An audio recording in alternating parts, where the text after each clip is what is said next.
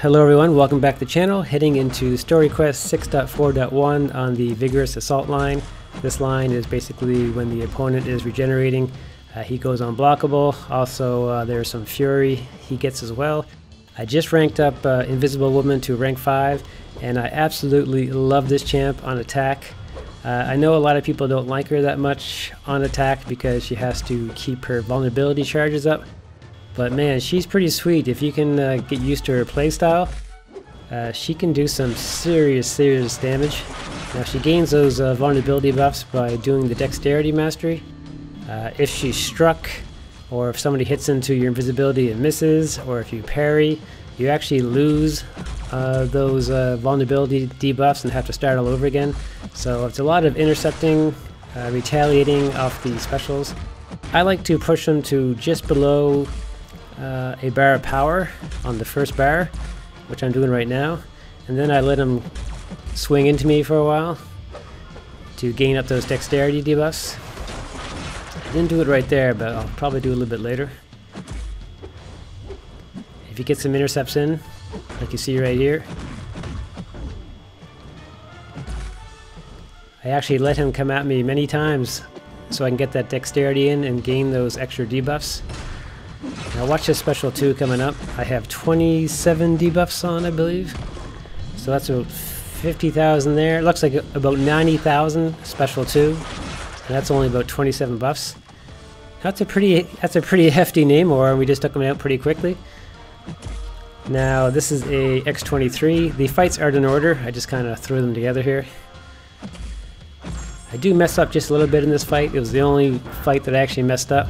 But her invisibility saves you. And that's a good thing, because even though you're dexing and intercepting, you are invisible for a lot of the fight. So if you do mess up, usually that first initial strike is going to miss and you can slip out of it. I see it coming up here where I get hit.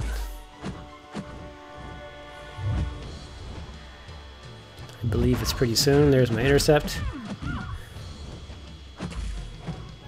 Again, I want her to try to attack me so I can use my dexterity mastery and increase those vulnerability charges. There's where she hit me. See how she missed? So I only got hit once, but I lose my vulnerability charges, so I gotta start over again, but that's okay. She does some pretty sweet damage. Now she's with the Fantastic Four synergy. Her special 1 actually does an incinerate and a heal block, which is pretty sweet. I really like having the Fantastic Four synergy, and now I have all 4. Not Dr. Doom, but I have Mr. Fantastic, Thing, Human Torch. They're all ranked except for Mr. Fantastic. So we're building up those charges. Again, letting your dex into me. Use my special 2. There's about 11,000 there, and another 21,000, which is pretty sweet. And we're only dealing with, 12 or 13 debuffs on them. Again, we'll throw an SP1, get some incineration and a heal block from the synergy.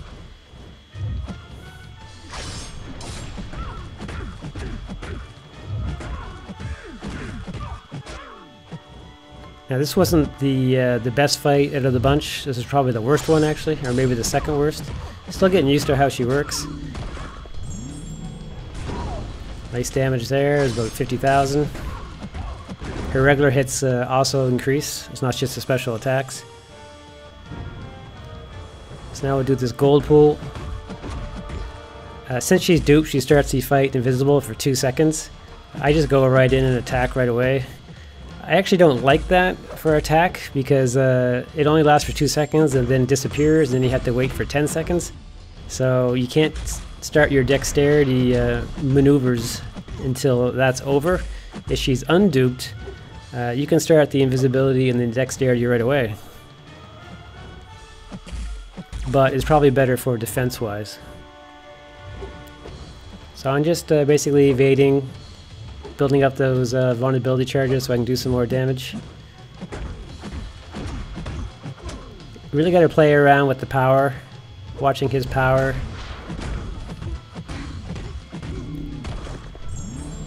Here's the first SP2. Pretty nice damage.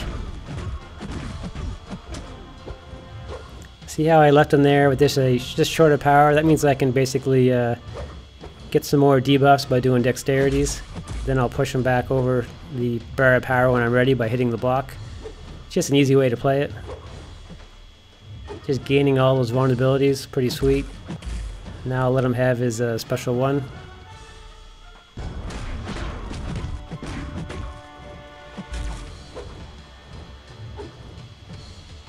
Again, getting some more, hitting the block to gain his power.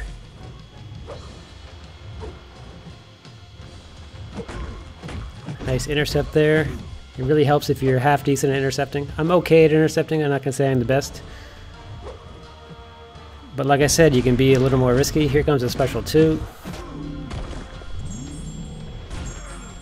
Pretty sweet damage. And remember, he's regenerating as well, so she's just plowing through that regeneration. This time I used her pre-fight ability. It basically gives you some extra attack, but it reduces your force field. Again, I just attack right away because I'm invisible. I know that 2 seconds is going to be up, so I'm going to have to wait around while the cooldown timer goes, so I can build up my vulnerability charges once again. So now the invisibility is back. I'm going to start building up my charges by doing dexterity maneuvers. Hit the block so you can gain some power, but not too much. So now he's in a perfect position. Now I can just basically do some dexterities. When I get too close to the wall, I'll go in, hit his block, so he can use his special one, then I'll attack. We'll do it right here.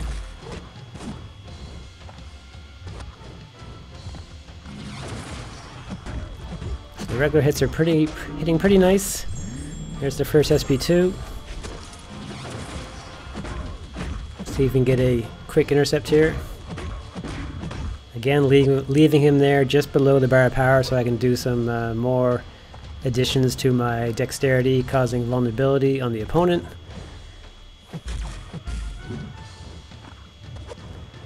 Yeah, I really enjoy this champ. She's so much fun. And with that force field, she takes 90% less damage when that force field is up, except from the special 3. That even goes with the suicide damage. So she actually takes 90% less while the force field is up. Eventually, when the bleed expires and you just have poison, when the force field is up and you have the poison, you can actually heal with willpower, because you won't be taking very much poison damage because of the force field, and you'll be able to heal with the willpower. So it's pretty sweet. You can actually use her with suicides somewhat effectively. The only problem is with suicides is bleed infects her invisibility, so you really have to wait for that bleed timer to tick out before you really take advantage of your invisibility. So it's kind of a drag in that sense.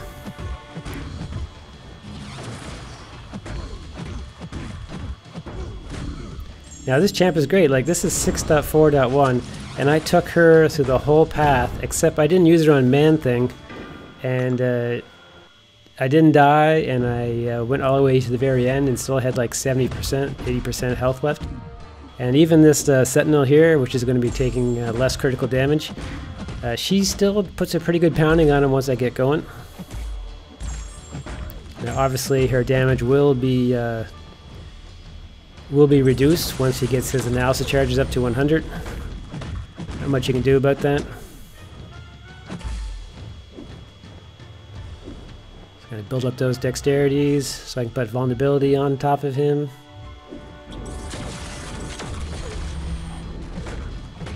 Use my special 2. 13,000 there. You see that big boulder that comes flying in? That's actually from Thing. That's part of the Fantastic Four synergy. You get to see some extra graphics, like you get to see the Inferno fire on her special 1 and a big boulder on the special 2, which is kind of fun to watch. The Incinerate is pretty nice with the team, like I said. You get 6 seconds of incineration, and the opponent will not be able to heal during those 6 seconds. So it's a nice little bonus if you have the whole team with you. And all of them are pretty good, all of them in the group. So building a team around the Fantastic Four is not a bad idea at all. And Thing is crazy. He's crazy with the Fantastic Four synergy. I plan to do a video soon on the Fantastic Four synergy. I know there's a few out there now, but we'll do one of my own. So right now he has 100 charges up, so critical damage will be reduced. But look, she still does 13,000 there and another 7, so that's like 20,000. 20,000 on a Sentinel who has full charges is pretty sweet. So we're still building up those vulnerability charges.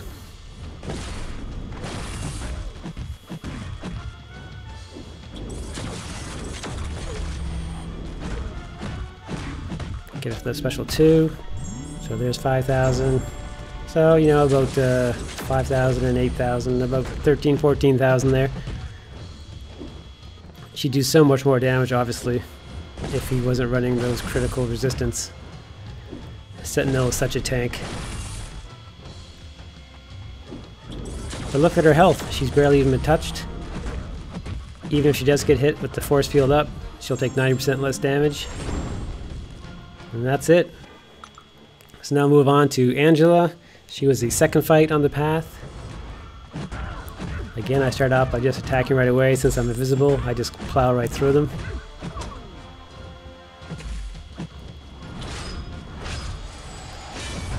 Yeah, I'm very impressed with Invisible Woman. She is way better than I thought she was going to be. I kind of brought her up just because I do like the female characters a lot. But I brought her up more for defense because I wanted to take out one of my mystics from my war defense, and nobody was placing Invisible Woman.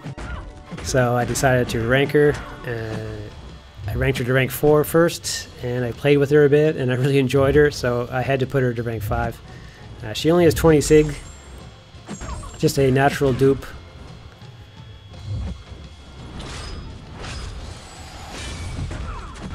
But the sig doesn't really affect her damage potential.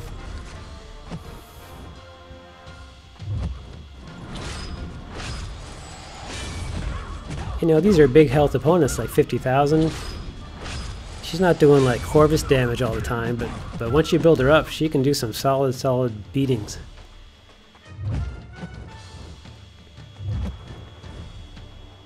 So building up more vulnerability charges. I will put a video out soon with the 50 charges up.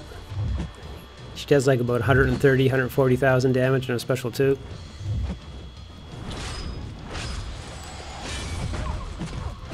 So yeah, if you can play her correctly, you can go through a lot of these nodes and never get hit, never take any damage.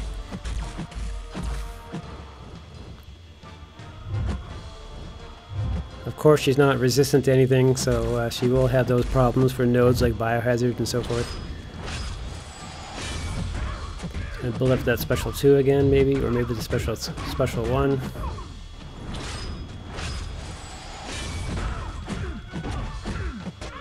Yeah, finish off the special 1. See, I didn't even get to the special 1. She's just doing the regular damage. Now here's the first fight against the very annoying Hulk. I was really just getting used to how she works in this fight, so it's probably not my best fight. But again, just avoiding the swings. You got to watch out for the smash as well. Makes it a little bit more tricky.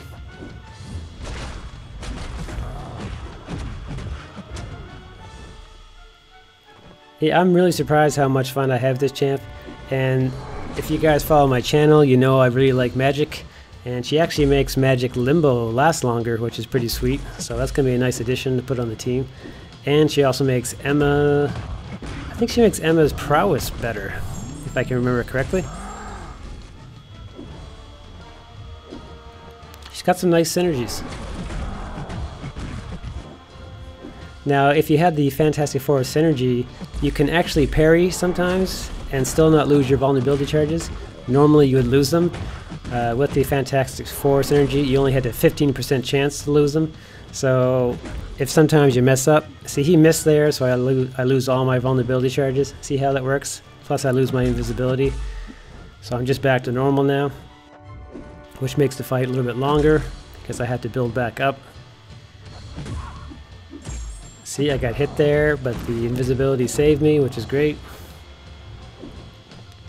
Yeah, what I was saying, that Fantastic Four synergy, she can actually parry and not lose her vulnerability debuffs. She only has a 15% chance to lose them. So that's not too bad if you make a mistake. Obviously, dexterity is still much better. So there you have it, guys. Just a fun video on 6.4, the whole path except for Man-Thing.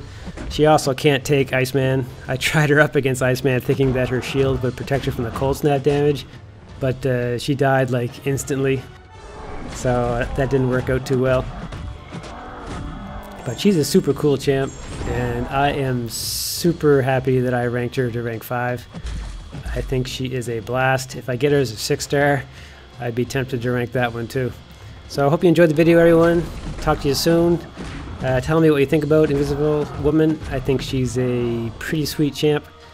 A little bit underrated on the attack. And take care, everybody, and we will talk to you soon.